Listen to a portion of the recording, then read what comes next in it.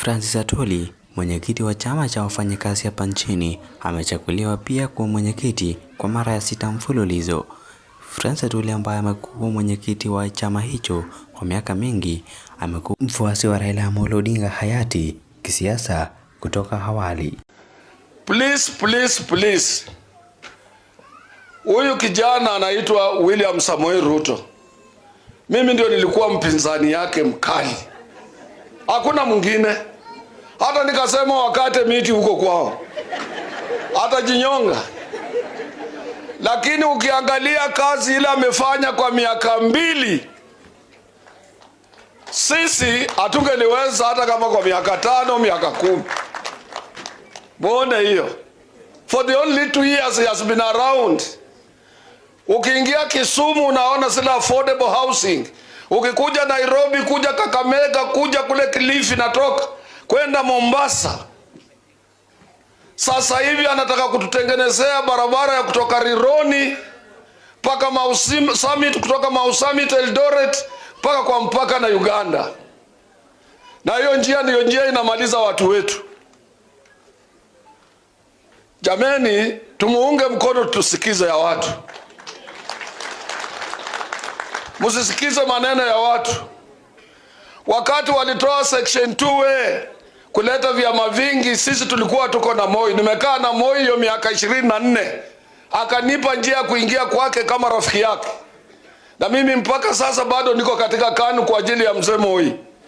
Mnasikia?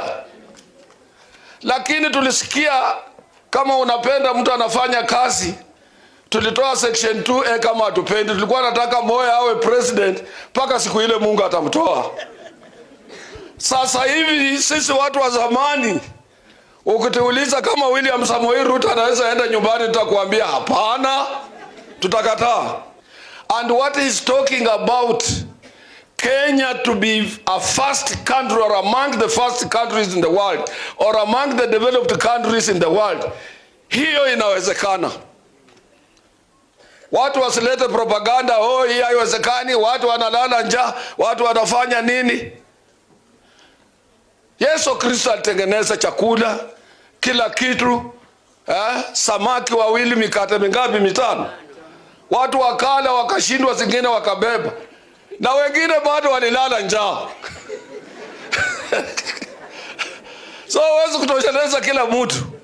Sisi tunasema ya kwamba tumuunge mkono, anaweza kugeuza sura ya nchi hii. He is brave, na yeye hajali ya kwamba mtamtoa, anajali maslahi ya Wakenya na kubadilisha nchi yetu. Kwa hivyo sisi ningeliwasihi haswa young people, you need to... KOTU ni chama ambacho kinatetea haki za wafanyakazi hapa nchini, zikiwemo maslahi yao na hata mishahara. Atwoli ni mwenyekiti wa chama hicho ambaye amekuwa akipinga serikali ya William Ruto kama William Ruto hajakuwa rais, ila William Ruto alipoingia katika usukani wa kuongoza Kenya, Atwoli aliweza kuwa naye na kuahidi kufanya kazi na Rais William Ruto ili chama cha KOTU na wafanyakazi waweze kupata haki yao hapa nchini. Shukran sana kwa kutazama video hii, na usisahau kusubscribe na kutusupport katika mitandao huu ili upate habari zinazochipuka na zinazokuhusu wewe kama mtazamaji wetu. Shukran.